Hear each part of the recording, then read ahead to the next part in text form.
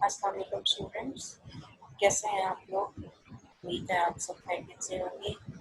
आज हमारा 6th lecture है। पहले बुक शेयर कर लेते हैं, ठीक है। उसके बाद स्टार्ट करते हैं हम अपना 6th लेक्चर। और आज आपको अगर याद हो, हमने करना है मिसाके लखनऊ तक जो 1916 में तय पाया। चलें इसको थोड़ी सी पहले रीडिंग कर लेते हैं, फिर चेक करते हैं। ऑल इंडिया मुस्लिम लीग, पीछे हमने देखा 1916 का ये मिसाके लखनऊ है, तो 1916 से पहले पीछे हमने 1906 में ऑल इंडिया मुस्लिम लीग की, फिर उससे पहले हमने अलीगढ़ मूवमेंट भी देखी और नजरिया पाकिस्तान देखा, ठीक है। तो वो सारा बैकग्राउंड आपने अपने माइंड में रखना है 1916 से पहले वाला। तो उसको माइंड में रख कर आप ये जब पढ़ेंगे तो आपको इजीली सब कुछ समझ आता है, ठीक है। रीडिंग करते हैं। ऑल इंडिया मुस्लिम लीग और इंडियन नेशनल कांग्रेस के माबैन ये माहिदा 1916 में लखनऊ के मुकाम पर तय पाया। ये माहिदा दोनों जमातों और दोनों कौमों के दरमियान था। कौन सी दो कौमें और दो जमातें? ऑल इंडिया मुस्लिम लीग और इंडियन नेशनल कांग्रेस, हिंदू और मुसलमान, जिनकी बहुत ज़्यादा सियासी अहमियत तस्लीम की गई। माहिदा लखनऊ कायदे आज़म की फरासत और सियासत का अजीम कारनामा था। अब इसका उन्होंने बैकग्राउंड दिया हुआ है कि ये मुआहदा क्यों हुआ। उसके बैकग्राउंड में पस मंजर में ये देखिए कुछ वाक़यात हैं 1916 से पहले। ये 1906 में उन्होंने बताया कि ऑल इंडिया मुस्लिम लीग कायम हुई। उसकी कोशिशों से 1909 की मिंटो मॉर्ले इस्लाहात में मुसलमानों को जुदागाना इंतखाब का हक दे दिया गया। ये मैंने लास्ट टाइम जिक्र किया था ना कि 1906 में मुसलमानों ने डिमांड की थी से कि सेपरेट इलेक्टोरेट हो, कि जब भी इंतखाबात हों तो उससे पहले ये होता था कि अगर हिंदू कैंडिडेट खड़ा है तो फिर उसमें कोई डिफरेंस नहीं होता था कि जो उसके वोटर्स होंगे, जो उसको वोट डालने वाले होंगे, वो हिंदू होंगे या मुसलमान होंगे, वो दोनों मिक्स दिया करते थे पहले वोट ना। तो ये 1906 में ये पहली बार मुसलमानों ने बाकायदा तौर पर अपने एक ऑर्गेनाइजेशन जो इन्होंने ये बनाई, प्लेटफॉर्म जो बनाया, इसके प्लेटफॉर्म से ये आवाज़ अपनी उठाई और गवर्नमेंट तक पहुंचाई कि हमें सेपरेट इलेक्टोरेट का हक दिया जाए कि जिसमें इलेक्शंस हों तो मुसलमान कैंडिडेट को ही इलेक्ट करे और हिंदुओं को इलेक्ट करें। तो उनकी कोशिशों से 1909 की जो मिंटो मॉर्ले फॉर्म्स थी उसमें मुसलमानों को यह हक दे दिया गया।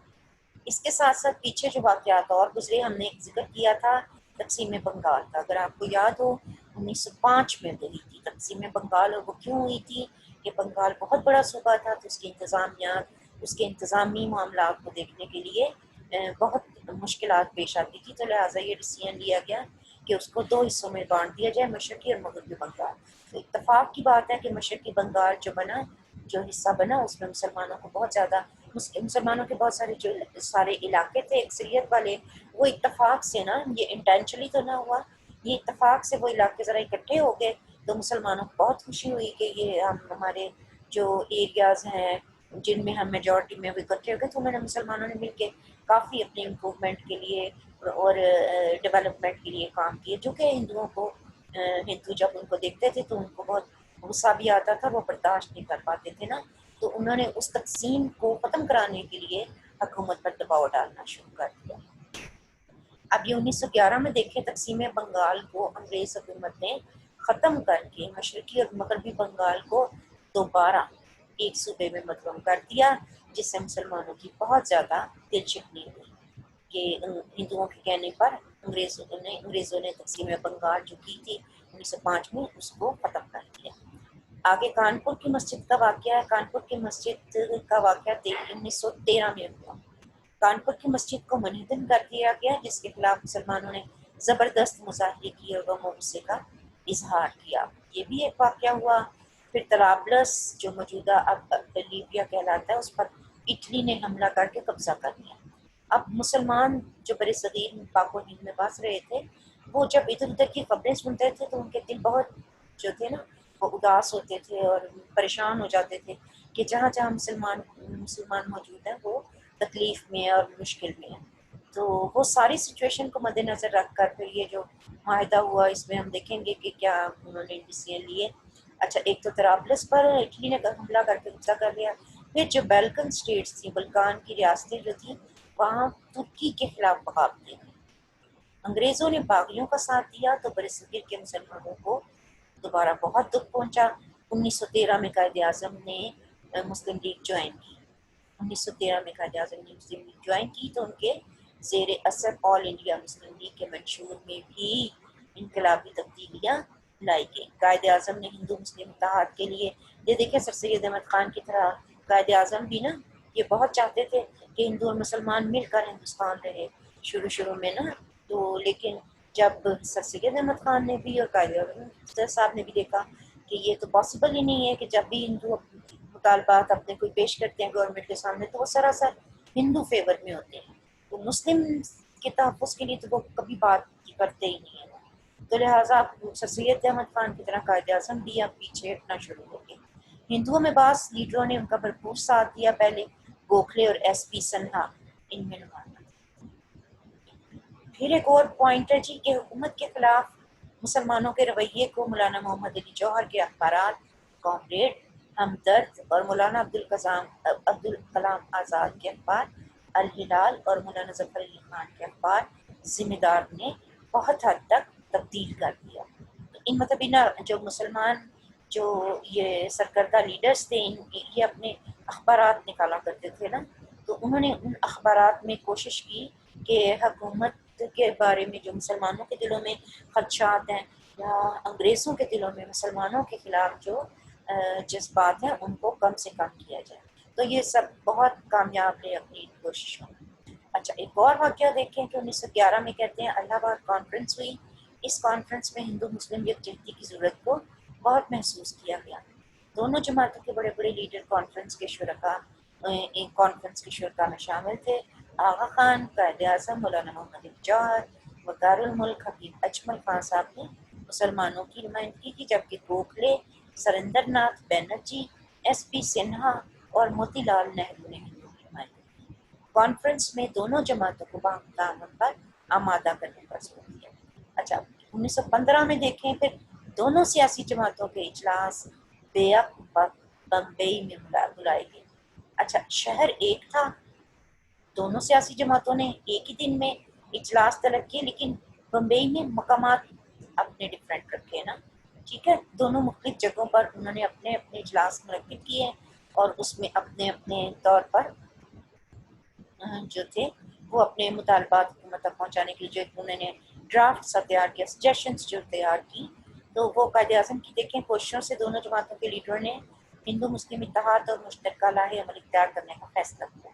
उन्होंने मुस्तकबिल के दस्तूर के लिए मुतफ़िक़ा ख़त-ओ-ख़ाल अपनाने की बात की। दोनों जमातों के लीडरों ने आइंदा होने वाले इजलास से पहले कोई फार्मूला अख्ज़ करने के लिए काम शुरू करने का अज़्म कर लिया। आगे देखते हैं फिर ये इजलास हुआ। अच्छा, ये जो बैकग्राउंड है ना, इस बैकग्राउंड में अगर आप देखें तो 1906 में शिमला वफ़्द भी हुआ।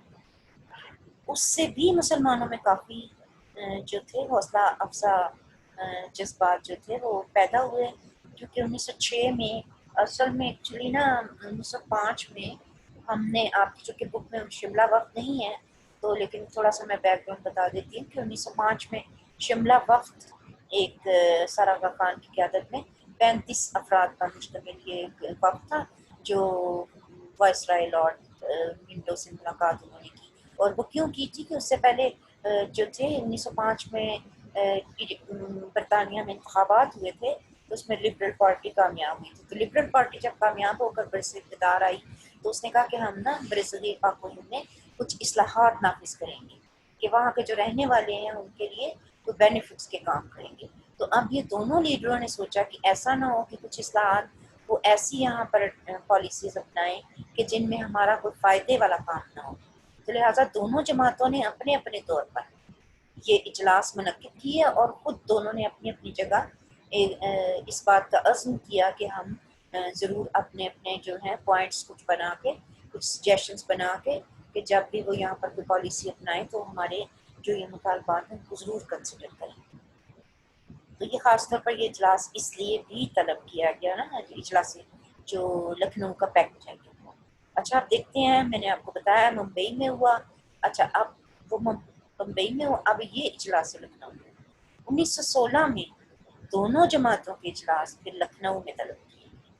पहले क्या था बम्बई में हुई थी 1911 में, हमने बात की अभी एक इजलास हुआ जिसमें डिसाइड किया गया कि नेक्स्ट टाइम हम अपने अपने इजलासों में कि कुछ प्रपोजल्स बनाएंगे। तो वो फिर देखिए 1916 में दोनों जमातों के इजलास लखनऊ में तलब किए गए। मुस्लिम लीग का इजलास केसरी बाग में मुनक्किद हुआ। कायदे आज़म ने सदारत के फ़राइज़ सर अख्तियार किए। कांग्रेस के इजलास के सदर मोजमदार थे। दोनों ने अपने अपने ग्रुपों में हिंदू मुस्लिम इख्तलाफात को ख़त्म करने और दस्तूर की तशकील के हवाले से कुछ बुनियादी नुकात पर मुत्तफिक होने की बात की। इजलासों के दौरान इंडियन नेशनल कांग्रेस और ऑल इंडिया मुस्लिम लीग की एक मुश्तरका कमेटी तरतीब दी गई। कमेटी ने एक मुश्तरका फार्मूला मंजूर किया। फार्मूले की तौसीक दोनों जमातों की वर्किंग कमेटियों ने की। इसी फार्मूले के मुताबिक विसाखी लखनऊ की शराइत तय पाई। ठीक है, उन्होंने कांग्रेस ने अपने प्रपोजल्स बनाए और मुसलमानों ने अपने प्रपोजल्स बनाए और दोनों ने एक दूसरे को कहा कि ठीक है, जो आपने बनाई है वो हमें मंजूर है, जो हमने बनाई है तो वो दूसरी पार्टी ने कहा कि वो भी हमें मंजूर है, तो हम दोनों अपनी अपनी प्रपोजल्स देंगे। तो ये अंग्रेज गवर्नमेंट पर डिपेंड करता है कि वो क्या अपनी पॉलिसीज अपनाएंगे। अच्छा, अब मिसाक लखनऊ के देखिए पॉइंट्स उन्होंने कुछ बनाए हैं। उन्होंने कहा एक तो ये डिमांड हुई थी कि मरकज़ी असेंबली जो बनी वो कहते हैं कि 150 अरकान हो, जिनमें से 4/5 अरकान जो होंगे, मतलब अगर 5 हिस्से हैं तो उसके 4 हिस्से जो हैं वो इलेक्ट किए जाएं और एक हिस्सा जो है वो हुकूमत नामजद कर दे।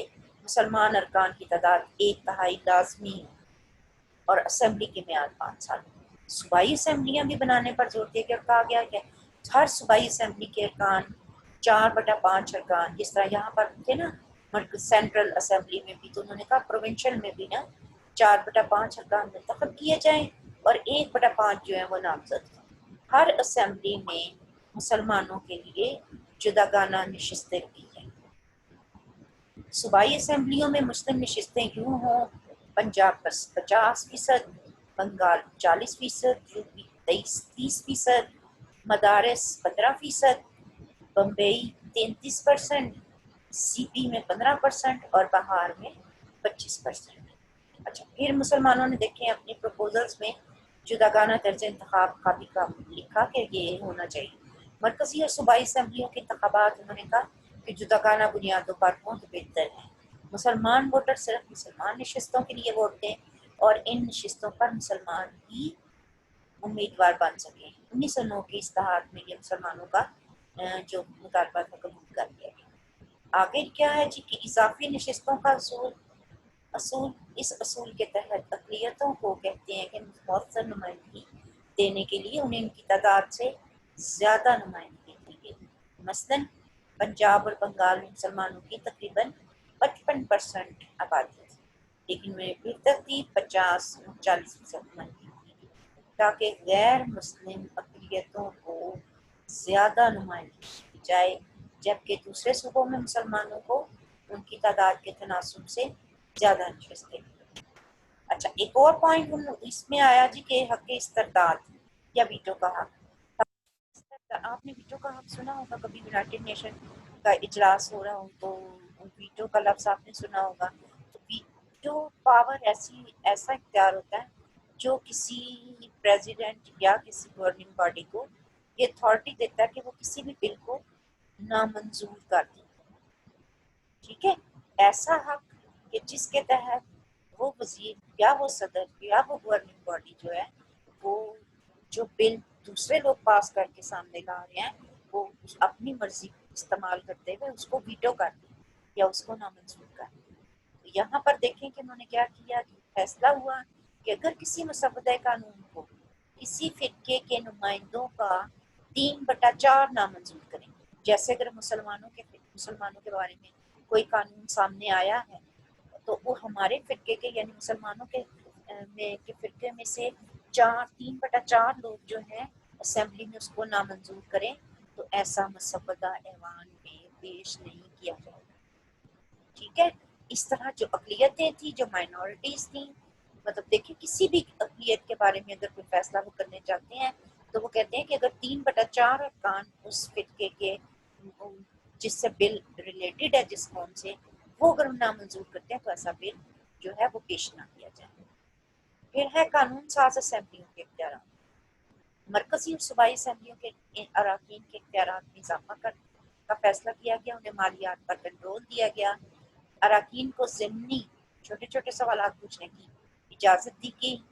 ये भी कहा गया कि सूबाई असम्बली जो है वो इंतज़ामी मामलात के बारे में करारदाद मंजूर कर सकेगी और इंतज़ामिया का फ़र्ज़ होगा कि वो करारदाद पर अमल दरामद करे। अगर गवर्नर करारदाद को वीटो कर दे और असम्बली 1 साल के बाद दोबारा उस करारदाद को मंजूर कर ले तो इंतज़ामिया हर सूरत करारदाद पर अमल करे। अच्छा, एक और शिक थी कि उसमें मरकजी इंतज़ामिया के बारे में उन्होंने क्या कहा कि मरकज में इंतज़ामी सरबराह जो है वो गवर्नर जनरल होगा, जिसे बरतानवी हुकूमत जो है वो मुकर्रर करेगी। इससे एक इंतज़ामी कौंसल का ताउन होगा जिसके आगे अरकान का ताल्लुक बरसगीर से होगा। कि वो कहते हैं कि जो बरसगीर पाक व हिंद में बरतानवी हुकूमत जो भी गवर्नर जनरल मुंतखब करेगी उसकी जो इंतज़ामी कौंसल होगी उसके जो अरकान है वो कहते हैं कि आधे अरकान का ताल्लुक लाजमी बरसगीर पाक व हिंद से होना चाहिए। अच्छा, नेक्स्ट है जी सूबाई इंतज़ाम। हर सूबे में बरतानवी ताज की तरफ से सूबाई गवर्नर इंतज़ामी मशीनरी का सरबराह होगा, तमाम कामों की निगरानी करेगा और उसकी मदद के लिए एक इंतज़ामी कौंसल तश्कील पाएगी। अब यहाँ पर भी देखिए उन्होंने कहा जिस तरह मरकज़ में बात की थी ना इन्होंने कि इंतज़ामी सरबराह जो होगा वो गवर्नर जनरल होगा और उसकी इंतज़ामी कौंसल होगी जिसके आधे अरकान बरसगीर से होंगे। तो यहाँ पर भी उन्होंने कहा सूबे में भी इसी तरह कि जिस तरह सूबाई गवर्नर इंतज़ामी मशीनरी अगर संभालता है तो उसकी जो इंतज़ामी कौंसल होगी उसके भी आधे अरकान मुतलका सूबे से होगी। कौंसल की मियाद 5 साल होगी और उसे हिंदुस्तानी अरकान सूबाई असेंबली के अरकान के वोटों से चुनेंगे। अच्छा, यहाँ पर आप इस पे तनकीद आ जाती है आपकी बुक में। हम देखते हैं पाकिस्तान स्टडीज़ में कोई और पॉइंट अगर मिसाके लखनऊ में डिफरेंट हो तो हम वो डिस्कस कर लेते हैं। ये पाकिस्तान स्टडीज़ की वो मंजूर हक साहब की किताब है, इसमें भी देख लेते हैं कि इसकी दिफात में क्या क्या था। जुदागाना दरस इंतखाब, मुस्लिम अक़लियतों व सूबाई असेंबली, इंडियन कौंसिल का खात्मा, ये पॉइंट इसमें है और एक अल्तिया की इंतजामिया से लगे। ये 2 पॉइंट्स आपकी बुक में नहीं थे तो यहाँ से हम पढ़ लेते हैं कि इंडियन कौंसिल का खात्मा, इंडियन कौंसिल को ख़त्म कर दिया जाए, ये पहले से जो कायम थी, और वजीर हिंद की तनख्वाह का बोझ पहले वो देखें बरसगीर पाक व हिंद से लिया करते थे।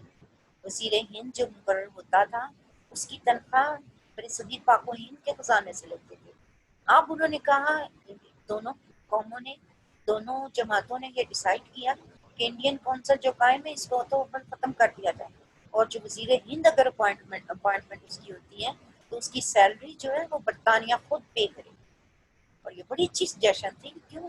मतलब बरतानवी बाशिंदा यहाँ पर आकर जो है वो रूल कर रहा है तो सैलरी उसे बजाय उस तरफ वो हुकूमत देने के बरसगीर पाक से।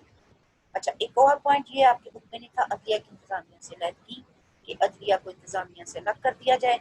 क्यों अलग किया जाए? क्योंकि इंतजामिया में देखे ना जो बड़े बड़े लोग बड़ी बड़ी पोस्ट होती हैं, जैसे हमारे इंतजामिया अगर देखें हमारे पार्लिमानी निज़ाम है तो इसमें पार्लिमानी निज़ाम में प्रेसिडेंट है, प्राइम मिनिस्टर है, फिर काबीना है।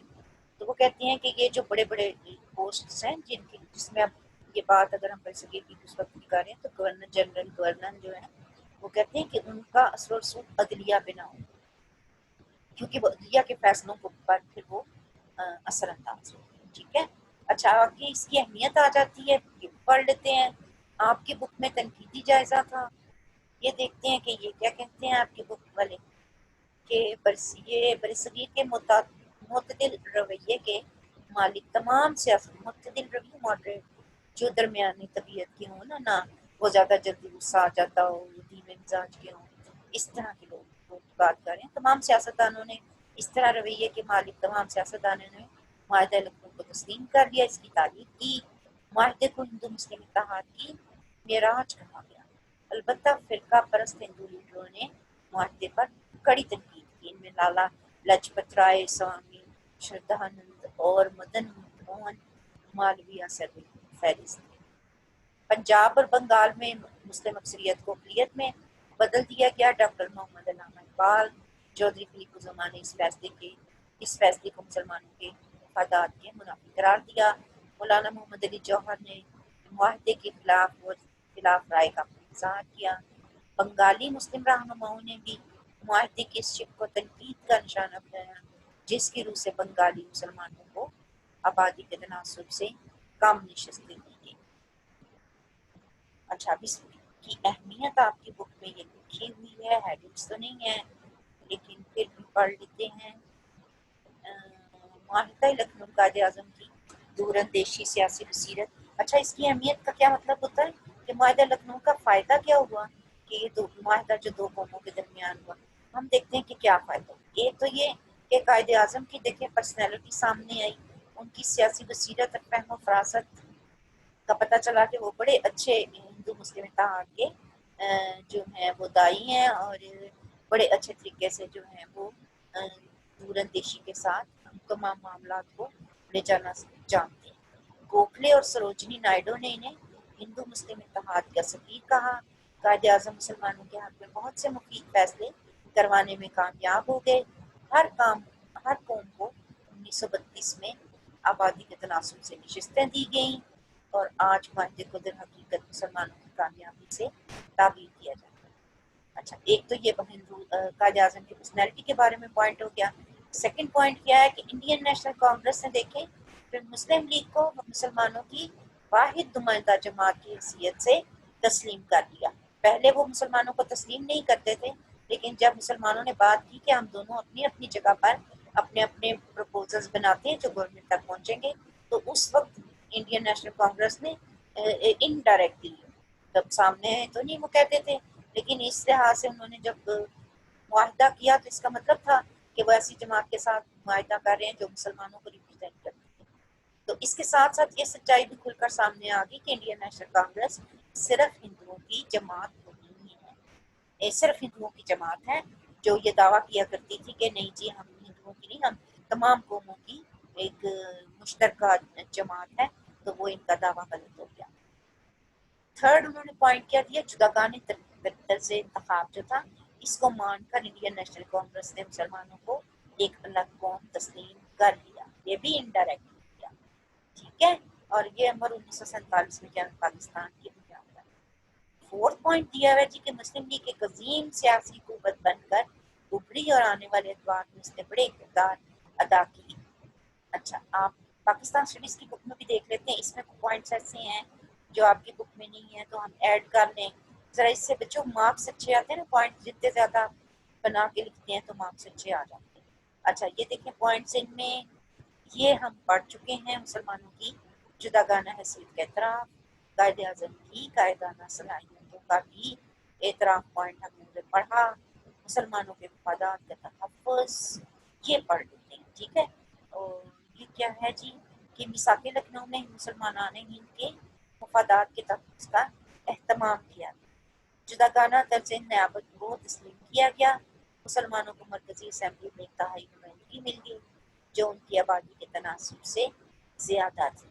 मुसलमानों को ये तहफ़्फ़ुज़ भी हासिल हो गया कि आप हिंदू महज अपनी अक्सरियत के बलबूते पर मुसलमानों के मफादात और मज़हब के खिलाफ कोई भी कानून नहीं बना सकते। अच्छा, और कोई पॉइंट ऐसा 1919 की इस्लाहात पर असर, ये पढ़ लेते हैं, ये नहीं था आपकी बुक में। मिसाक़ लखनऊ की इस वजह से भी अहमियत है कि दोनों कौमें बाहमी इत्तेहाद और ताउन से बरसगीर में आइनी इस्लाहात के नफाज़ और जिम्मेदाराना हुकूमत के क़याम के लिए हुकूमत बरतानिया पर दबाव डाल सकती थी। अगरचे 1919 की मॉन्टेगो जेम्स बोर्ड 1919 की इस्लाहात को मॉन्टेगो जेम्स बोर्ड इस्लाहात भी कहते हैं। 1919 की इस्लाहात में मिसाक़ लखनऊ की बेशतर दिफात को नज़रअंदाज कर दिया गया, ताहम इन इस्लाहात पर लखनऊ बैठ के असरात को मुआयन हुआ। 1919 की इस्लाहात के रूप से कानून साज असेंबली में मुसलमानों के लिए 30% नशिस्तें मखसूस की गई और जुदागाना इंतखाबी सूरत बरकरार रखा गया। ये वही सारी बातें आपकी बुक वाली भी इसमें आ गई हैं। ठीक है जी, ये हमारा ये वाला टॉपिक आज कंप्लीट हुआ, मिसाक़ लखनऊ। अब इंशाल्लाह हमारा जो नेक्स्ट वो होगा टॉपिक, वो आई थिंक ये होगा खिलाफत का। आपकी बुक में भी हम देख लेते हैं कि खिलाफत मूवमेंट है तो हम इस पे बात करेंगे। ठीक है, ये देखिए खिलाफत मूवमेंट है 1919। तो अब हम स्टॉप शेयरिंग करते हैं। अपना बहुत सारा बच्चों ख्याल रखिएगा, ठीक है। इंशाल्लाह ताला हम नेक्स्ट लेक्चर में खिलाफत मूवमेंट को करते हैं, स्टडी करते हैं। थैंक यू, बहुत शुक्रिया। अल्लाह हाफिज़।